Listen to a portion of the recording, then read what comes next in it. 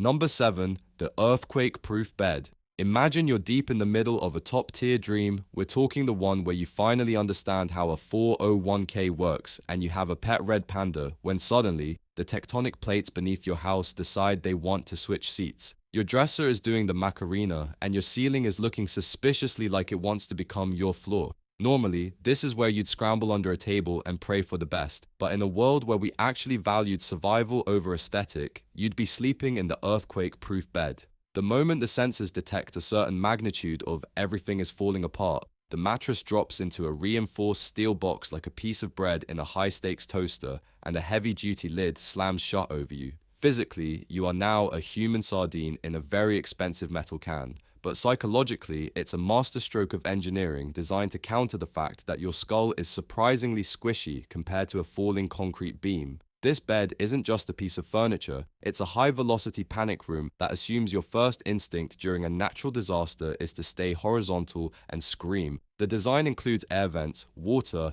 and medical supplies tucked into the lining, essentially turning your sleeping quarters into a fallout shelter for the extremely lazy or the exceptionally prepared. Why don't we have these? Because, as it turns out, humans are incredibly picky about their bedroom vibes. Most people look at a 600-pound steel sarcophagus and think, that's going to be a nightmare to move into an apartment.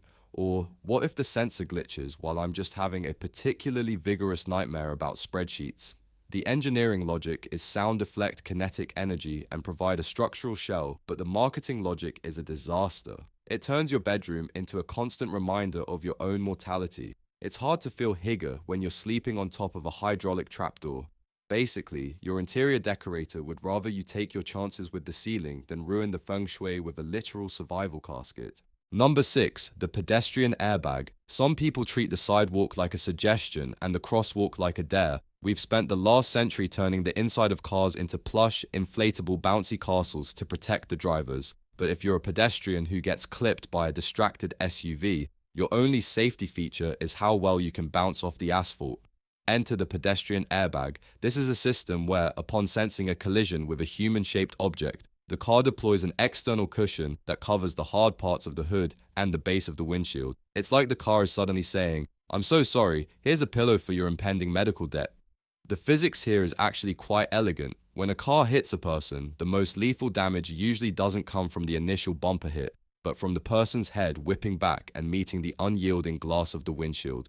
By deploying a giant balloon of nitrogen-filled nylon in milliseconds, the car effectively increases the ride-down time, the duration it takes for your momentum to hit zero. It's the difference between jumping onto a concrete floor and jumping onto a pile of laundry. Your brain, which is essentially a bowl of electrified jello, appreciates any extra millisecond you can give it to stop moving without hitting the inside of your skull. Despite being tested by companies like Volvo, the pedestrian airbag is basically the fetch of the automotive world. It's not happening. Manufacturers realize that adding external explosives to a car's hood is expensive, and from a cynical business perspective, it's hard to upsell a safety feature to a driver that only benefits the person they're about to run over. It's a classic case of misplaced incentives. We'd rather have heated steering wheels and 16 cup holders than an external pillow that turns a fatal accident into a very confusing afternoon. Your car is designed to be a fortress for you, but it's still a medieval flail for everyone else.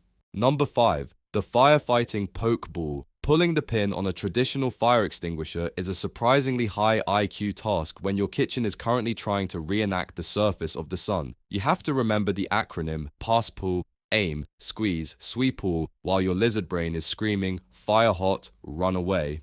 It's an inefficient system for a species that regularly forgets where they put their car keys. This is why the fire extinguishing grenade, or fireball, is the hero we deserve. It's a sphere filled with dry chemical powder that you simply chuck into the flames like you're trying to catch a legendary Pokemon. Once it hits a certain temperature, it pops, dispersing a cloud of fire-suppressing chemicals in every direction. From a behavioral psychology standpoint, this is brilliant. Throwing things is one of the few skills humans have mastered since we were throwing rocks at mammoths. It requires zero training and relies on our most basic, get this away from me, instinct. The chemical inside usually monoammonium phosphate works by coating the fuel and cutting off the oxygen, essentially smothering the fire's ability to breathe. It's a chemical hug that tells the fire to go to sleep. You don't need to stand 3 feet away from a roaring grease fire while fumbling with a nozzle. You can just yeet a ball of safety from across the room and go back to reconsidering your cooking choices.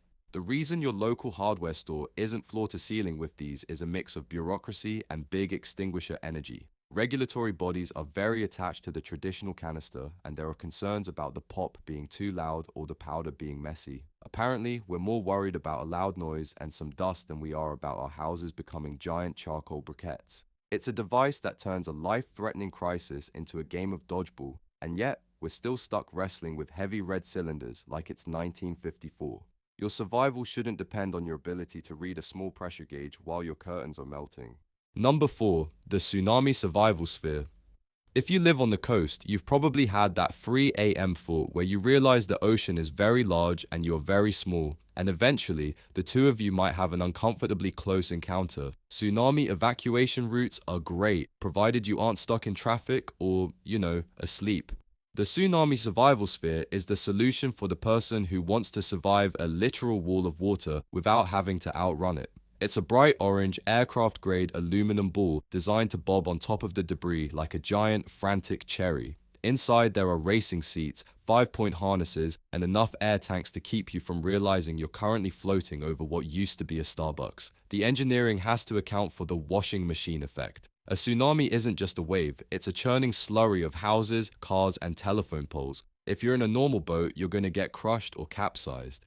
But a sphere has no up, which makes it incredibly difficult to pin down or sink. It uses the same principle as a buoy, using buoyancy to stay atop the chaos, while the reinforced shell acts as a shield against the blunt force trauma of a floating minivan. You are essentially turning yourself into a high-tech marble in the world's deadliest game of pinball. Why isn't this standard equipment for every beach house from Malibu to Maine? Mostly because it costs about as much as a mid-size sedan and takes up half of your garage. Also, there's the horror movie factor, spending 6 hours inside a windowless, rocking metal ball while the world ends outside is a psychological endurance test that most people would rather not think about. It's the ultimate break glass in case of apocalypse device, but most people would rather spend that money on a nicer kitchen backsplash and just hope the tectonic plates stay on their best behavior. Your survival is technically possible, but it looks a lot like being trapped in a giant orange gumball. Number 3. The Smart Lab Toilet. Your body is constantly trying to talk to you, but usually it speaks in a language of vague aches and weird cravings for pickles. Every time you go to the bathroom, you are literally flushing away a goldmine of biological data that could tell you if you're dehydrated, if your kidneys are flagging, or if your blood sugar is doing something spicy. A smart toilet with a built-in laboratory would analyze your waste in real time and send a report to your phone. It's like having a tiny, very dedicated doctor living in your plumbing who doesn't mind the smell and never judges your 2 a.m. Taco Bell run. The science here is basically a scaled-down version of a standard urinalysis. Using light sensors and chemical reagents, the toilet can detect proteins, glucose, and even certain markers for cancer long before you feel a single symptom. It's proactive medicine at its most intimate. Instead of waiting for a yearly checkup to find out your cholesterol is screaming, you could get a notification that says, "Hey, maybe skip the bacon today. Your liver is feeling some type of way." It's the ultimate marriage of biology and the Internet of Things, turning your morning routine into a comprehensive diagnostic screening. The reason we don't have these is, understandably, the ick factor and the massive privacy nightmare. Do you really want a cloud-based server holding the chemical blueprint of your bowel movements? If that data leaks, your insurance company might decide to raise your premiums because the Cloud Crapper 3000 noticed you've been eating too much saturated fat. There's also the technical hurdle of keeping a high-precision lab instrument clean in an environment that is, by definition, the opposite of clean. We have the technology to make your toilet smarter than your smartphone, but society has collectively decided that some parts of our lives should remain a mystery. Your plumbing remains a one-way street for data, mostly because your privacy is worth more than a daily kidney report. Number 2. The Self-Applying Tourniquet. In a serious accident, the difference between "I have an interesting story for the ER" and "I am no longer biologically active" is often about 3 minutes of heavy bleeding. Humans are basically pressurized bags of salt water, and when the bag gets a hole, the clock starts ticking. A self-applying tourniquet, perhaps integrated into the sleeves or legs of smart clothing, would use tension sensors to detect a sudden drop in pressure or a specific type of impact and instantly constrict. It would be like a blood pressure cuff with an attitude, cutting off circulation to a mangled limb before your brain even realizes you've been hurt. The physiology of shock is a brutal race. When you lose too much blood, your heart tries to compensate by beating faster, which ironically just pumps the remaining blood out of the hole faster. It's a classic design flaw in the human OS. A mechanical tourniquet bypasses the need for a bystander to remember how to tie a knot or find a sturdy stick. It's pure, cold-hearted physics. Stop the flow, save the organism. By the time the paramedics arrive, the smart sleeve has already done the heavy lifting, keeping your vital organs hydrated while your arm takes a temporary leave of absence from the circulatory system. We don't make these because the liability is a nightmare. Imagine your smart shirt glitches while you're just reaching for a high shelf and decides your bicep is an emergency, cutting off your circulation during a staff meeting.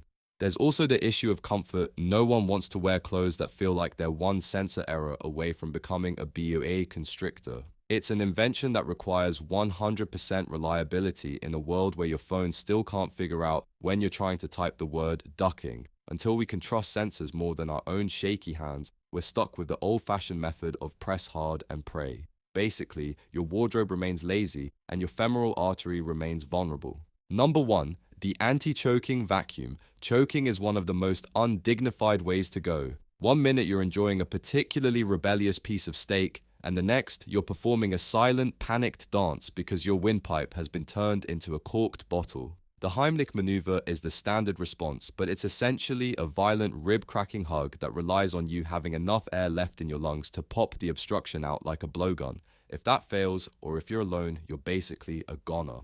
The anti-choking vacuum is a simple plunger-like device with a one-way valve that creates a massive amount of suction to pull the obstruction out from the outside. It's a vacuum cleaner for your throat, and it's arguably the most effective tool we have for this specific brand of oops. The physics is beautifully simple: negative pressure. By creating a vacuum seal over the mouth and nose and pulling back, you create a pressure differential that is much stronger than anything a human can produce by squeezing a rib cage. It doesn't require a medical degree, it doesn't require strength, and it doesn't involve breaking the person's xiphoid process. It's a tool that treats a human being like a clogged sink. And in a medical emergency, that's exactly the kind of directness you need. It's the Control Z for a bad swallow. The reason these aren't in every restaurant and school is a tangled mess of medical tradition and regulatory caution. Groups like the Red Cross are slow to adopt new devices because they want decades of peer-reviewed data before they change the gold standard of the Heimlich. There's also the fear that people will stop learning the manual method if they can just buy a throat plunger. So, we continue to rely on a 50-year-old technique that is notoriously difficult to perform on yourself or on someone much larger than you. We have the technology to suck a grape out of a toddler's throat in 3 seconds, but we're still stuck waiting for a committee to decide if it's too easy. Your life is on the line, but the paperwork is still being filed.